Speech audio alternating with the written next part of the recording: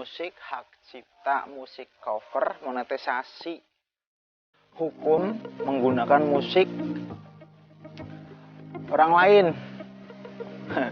Ini pertanyaan aneh-aneh nih. Hai, halo, assalamualaikum warahmatullahi wabarakatuh. Jumpa lagi dengan Munaji, berbagi sebisanya seadanya tentang AdSense, blogger YouTube dan lainnya.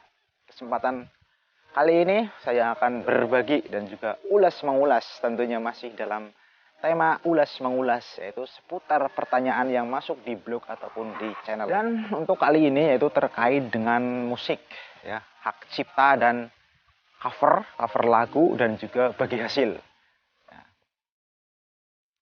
Jadi banyak sekali pertanyaan yang menanyakan hal semacam itu, yaitu musik, ya, terutama tentang musik yang digunakan sebagai background ataupun digunakan untuk playlist album, dan bagaimana monetisasinya, dan bagaimana hasilnya, dan bagaimana hukumnya. Nah, itu seputar musik itu banyak sekali, ya.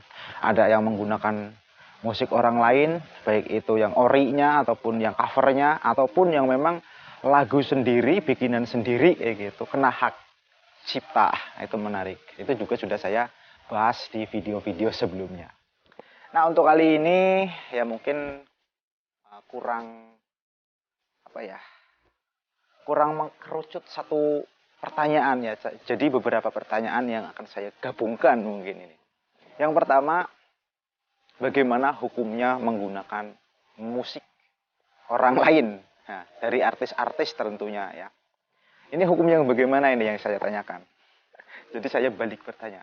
Hukum yang bagaimana? Hukum yang ada di YouTube ataupun hukum yang sesuai dengan keyakinannya masing-masing? Oke, baiklah. Saya akan menjawab hukum yang ada di YouTube, ya. Bagaimana hukumnya menggunakan musik orang lain, ya. Baik itu artis yang sudah terkenal ataupun yang belum terkenal tapi sudah ada di website, media sosial ataupun di YouTube. Kalau pada kebijakan konten, ya, kalau pada kebijakan konten terkait dengan musik, nah itu adalah tidak dianjurkan menggunakan musik yang memiliki hak cipta. Nah, ada yang masih digunakan, itu namanya material. Material itu ada musik, audio, ya, baik yang deep ataupun lain-lainnya, banyak. Ada visual, terus karya-karya ilmiah, artikel lain sebagainya yang disampaikan melalui video dengan ala kadarnya tanpa ada penguraian. Nah, itu yang bermasalah. Kalau di kebijakan konten itu semacam itu. Jadi menggunakan musik milik orang lain, terutama yang memiliki lisensi atau hak cipta, itu tidak dibolehkan. Artinya tidak dibolehkan itu nanti akan ada dampak ketika akan monetisasi. Itu, ya, kalau tujuannya apalagi untuk monetisasi pasti akan dampak. Nanti biasanya akan kena klaim ataupun dianggap konten duplikat. Itu paling ringannya kayak gitu, ya. Kalau konten duplikat saja mungkin tidak ada klaim ataupun peringatan, tapi tidak bisa dimonetisasi karena konten yang berulang. Nah, itu. Jadi secara umum, sesuai dengan kebijakan, saya artikan itu tidak boleh menggunakan musik milik orang lain yang memiliki lisensi. Itu hukumnya, ya, tidak boleh berarti. Kalau memang tujuannya untuk monetisasi. Kalau tujuannya hanya untuk sekedar membuat channel, terus hanya memiliki akun, terus upload hiburan kayak gitu, hiburan untuk sendiri lah intinya kayak gitu, ya, mungkin bisa saja dengan resiko, ya, banyak termasuk kena klaim atau lain sebagainya, reputasinya kurang baik. Nah, terus yang keduanya yaitu masalah hukum sesuai dengan keyakinannya masing-masing. Mungkin semua keyakinan yang mengatakan hal yang intinya sama, yaitu mengambil barang atau baik material ataupun kekayaan intelektual semacam itu, ya.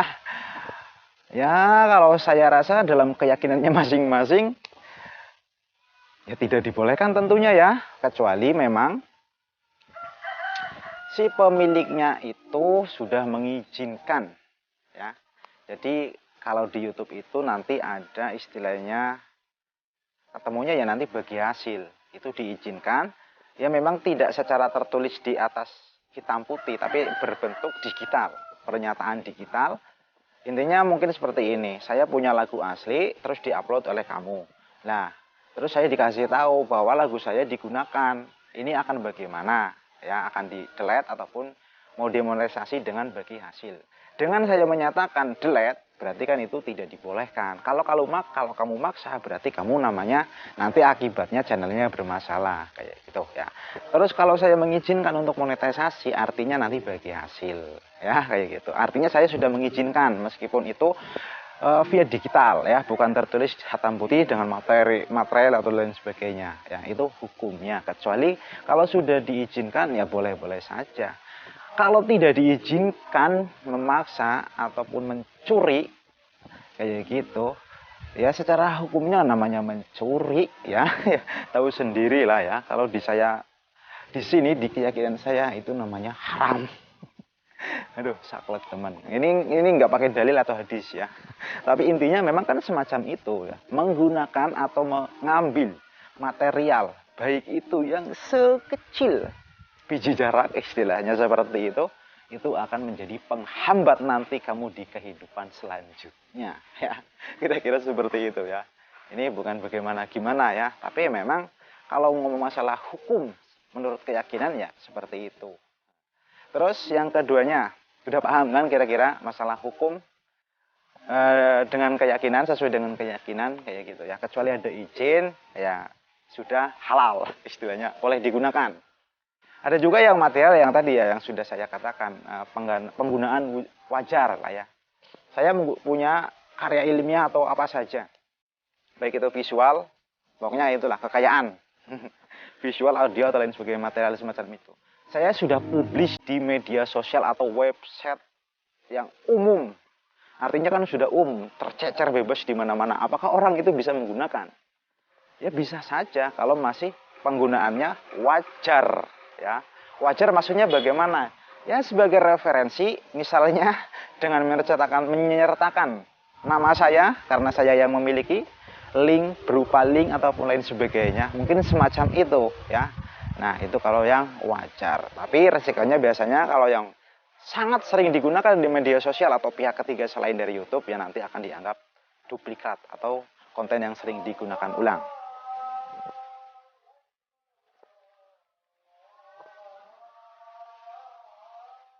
Kemudian untuk yang poin kedua nih, tadi masalah hukum.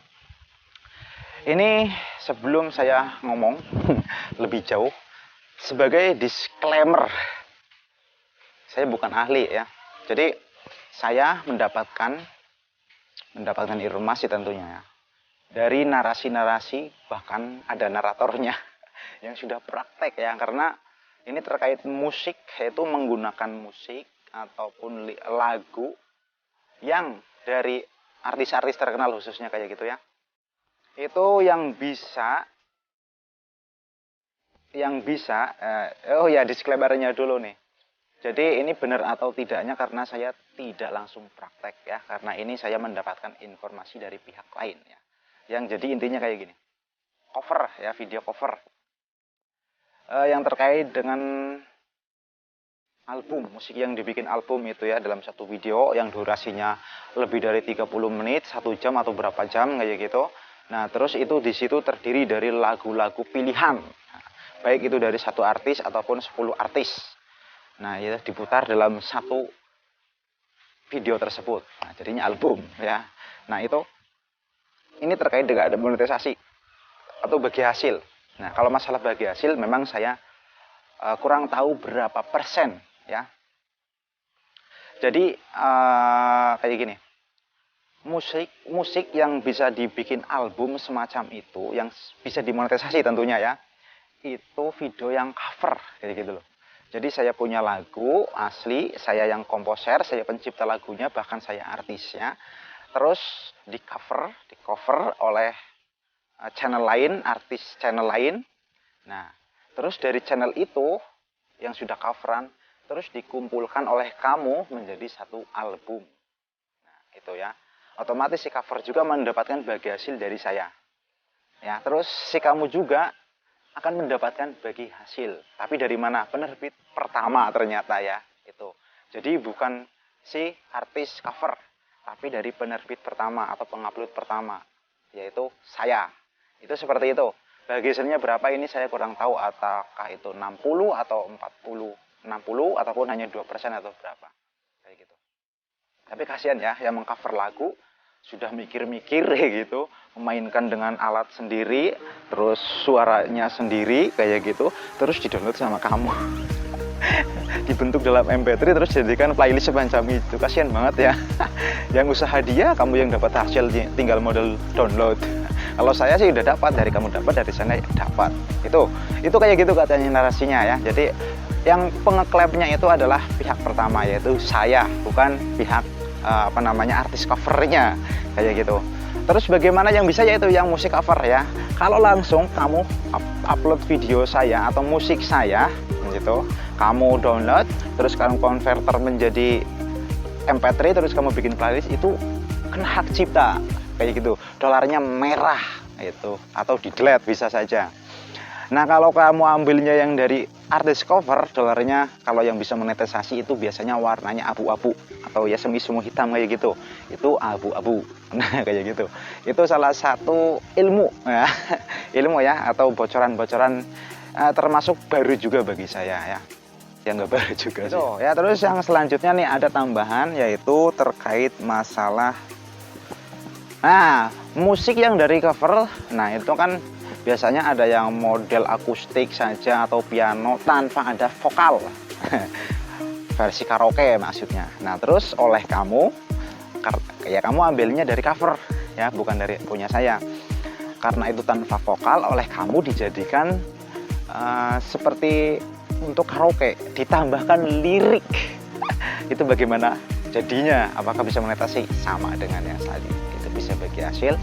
Cuman bedanya itu tidak ada vokal dan tidak ada vokal, tapi materialnya tetap masih material orang lain ya, bukan milik mutlak punya kamu, tapi saya sebagai komposernya.